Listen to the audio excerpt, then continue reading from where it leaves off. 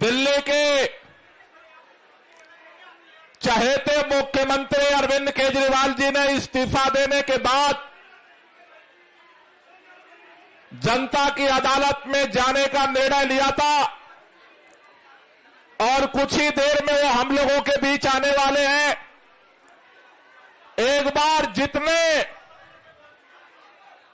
मां भारती के बेटे बेटियां जो यहां पर जंतर मंतर पर पहुंचे हैं दिल्ली के चारों तरफ से, मैं देख रहा हूं यहां पर नरेला से लेकर के बदरपुर तक, मुंडका से लेकर के कोंडली तक सभी दिल्ली वासी मां भारती के बेटे बेटियां इकट्ठा हैं।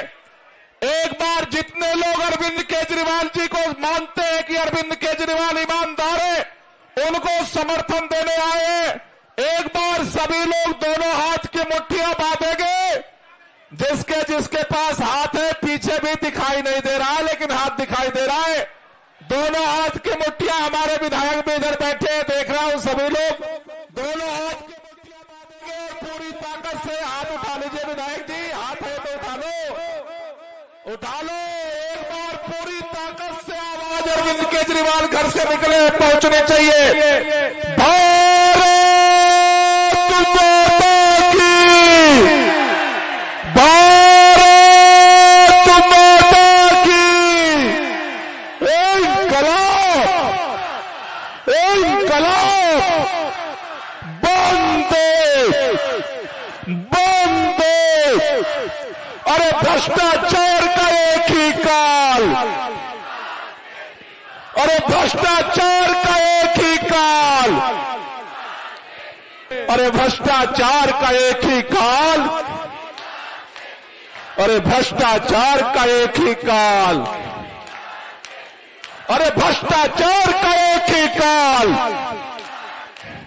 अरे भ्रष्टाचार का एक ही काल। साथियों,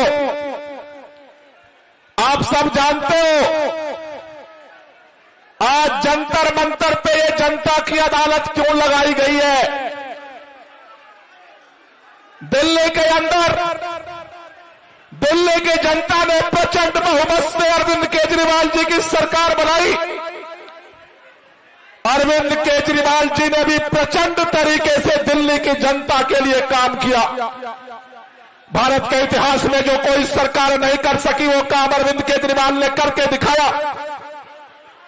अरविंद केजरीवाल ने दिल्ली के लोगों का बिजली फ्री किया, अरविंद केजरीवाल ने दिल्ली के लोगों को पानी फ्री किया, अरविंद केजरीवाल ने दिल्ली में अच्छे स्कूल बनवाए, अरविंद केजरीवाल ने दिल्ली में मोहल्ला क्लिनिक चलाए, अरविंद केजरीवाल ने महिलाओं की यात्रा फ्री की, अरविंद केजरीवाल ने बुजुर्गों की तीर्थ यात्रा शुरू की।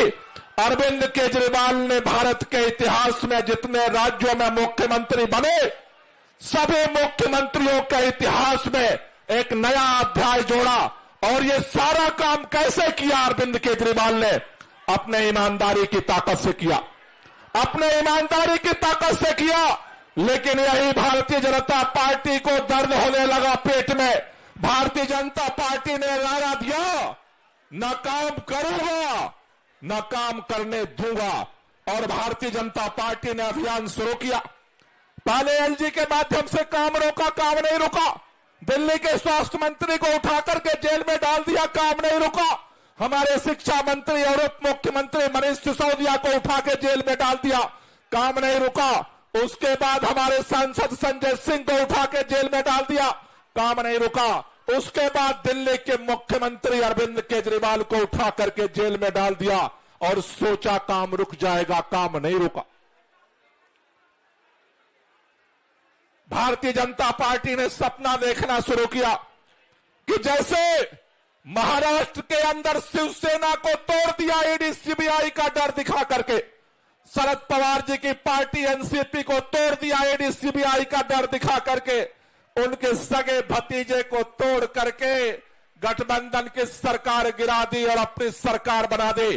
भाजपा वाले सपने देख रहे थे दिल्ली में भी जब आम आदमी पार्टी का शीर्ष नेतृत्व जेल चला जाएगा, आम आदमी पार्टी को तोड़ देंगे, केजरीवाल की सरकार गिरा देंगे मैं आपसे कहना चाहता हूं और भाजपा के नेताओं से कहना चाहता हूं, तुम्हारे पास पैसों की ताकत है, तुम्हारे पास सत्ता की ताकत है, लेकिन अरविंद केजरीवाल के पास भी जनता के दुआओं की ताकत है, जनता के आशीर्वाद की ताकत है। ये लड़ाई कल भी हम लड़ रहे थे, ये लड़ाई आज भी हम लड़ रहे हैं, और भाजपा वालों कल भी आंख से आंख मिला करके तुम्हारे इस तानाशाही के खिलाफ लड़ाई जारी रहेगी। अरविंद केजरीवाल न रुकने वाला है, न झुकने वाला है, न बिकने वाला है, न टूटने वाला है। अरविंद केजरीवाल अकेला देश नहीं पूरे दुनिया में नेता है जो चौराहे पर खड़ा होकर के कहने की हिम्मत रखता है कि अगर मैं ईमानदार हूं तो मुझे वोट दे देना, और अगर बेईमान हूं तो मुझे वोट मत देना। अकेला नेता है, इसलिए आपसे कहने आया, आज की जनता की अदालत में कल दिल्ली के अंदर नई सरकार ने शपथ लिया है।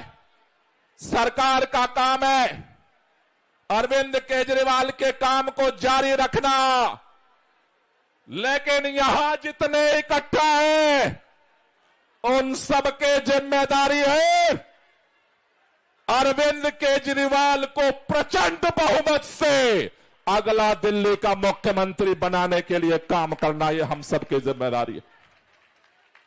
ये लड़ाई हम लड़ेंगे और ये लड़ाई हम जीतेंगे। आप में से जिन जिन लोगों को भरोसा है लड़ाई जीतेंगे, अरविंद केजरीवाल पुनः प्रचंड बहुमत से दिल्ली का मुख्यमंत्री बनाएंगे,